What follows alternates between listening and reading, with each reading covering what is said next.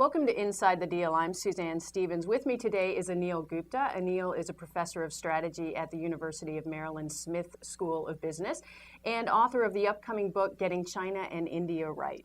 Anil, you've been working on the book for a while. It comes out in February, but with all that's happening in the world, including slowing growth in both India and China, how much has the premise of the book changed?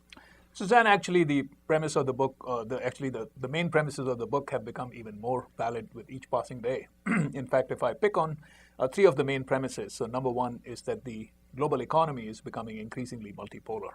So if you look at the last 5 years, half of the world GDP growth came from emerging markets, mainly from China and India. Over the next 2 years, according to most predictions, more than 100% of the global growth will come from emerging markets.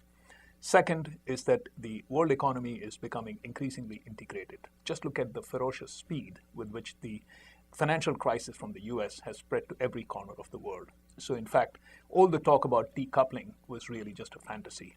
And the third is that these two premises, the increasing multipolarity and the greater global integration, is actually accelerating. How has the financial crisis, though, affected inbound deals into China and India, where we have seen a lot of activity over the last couple of years? Yeah.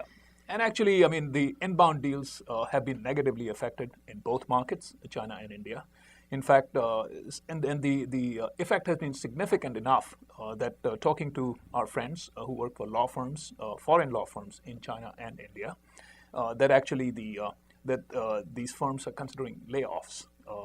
And so that's a pretty clear indication. Now, why this is happening? I think it's primarily because of lack of resources. It's the liquidity crunch that potential acquirers, they're having a tough time. Of course, there is an element of fear, an element of uncertainty, but the opportunities are very ripe. I mean, if there was any time over the last 20 years when acquisitions within China and India were the right thing to do, this would be it. Right, sure. I mean, the deals are there. There are bargains out there because valuations are fluctuating so greatly and significantly down. How big a role do you think fear is playing? I mean, obviously lack of resources is an issue, but how big of a role is fear playing? I think it's a combination of the two. You know, first, if you just look at valuations, that if you just say go back about a year and a half back, the multiples in China and India were over 30, over 40. If somebody needed to be afraid, that would have been the time to be afraid. It's not when the multiples are running in the teens. But of course, there is an element of fear because the global economic turmoil can create a deer in the headlights kind of syndrome for people. And this is the time when I would say that China and India are, in fact, they have been strategically crucial for companies over the last 10 to 15 years. And they're becoming even more strategically crucial. If there was a gap between the size of the opportunity and the cost of pursuing that opportunity, that gap is pretty wide right now. So this is the time for companies to think about, how to be greedy when others are scared, or exactly, as Warren Buffett says. Sure, and don't let the uncertainty stop you. Yes. Well, how much pent-up demand is there for deal making into India and China? And do you think that we'll see a rush into those markets when the credit markets defrost and when the volatility subsides at least somewhat? So we are likely to see a rush back, particularly from the larger companies, because when you're already there, you have the organizational mechanisms, you have the knowledge, and the resources start becoming available, the fear and uncertainty starts to go away. So I think that as the liquidity crisis begins to ease up, China and India are likely to see some of the fastest pickups, and particularly from some of the larger companies in the US. So Anil, what's your best guess on when that might happen?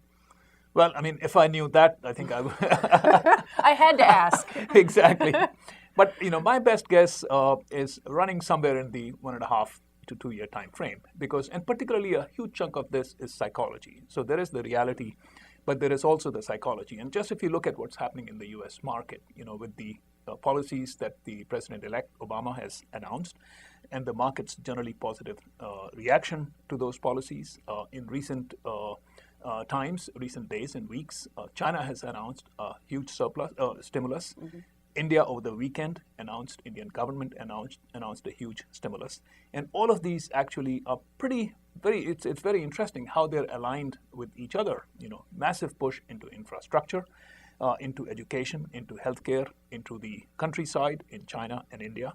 And with this alignment, I think as major economies, U.S., Europe, China, India, as they are announcing these stimulus packages, and as the market is responding, that actually these stimulus packages are not only serious, they are not only large, but they're actually well thought out. And so I think as the psychology begins to turn positive, it may very well be that we see a turnaround happen sooner rather than later. But still, I don't think we will see any kind of a radical change before at least a year to year and a half. Anil Gupta with the Smith School of Business. Thanks for coming in. Thank you, Suzanne. Pleasure to be here. I'm Suzanne Stevens. Thanks for watching Inside the Deal.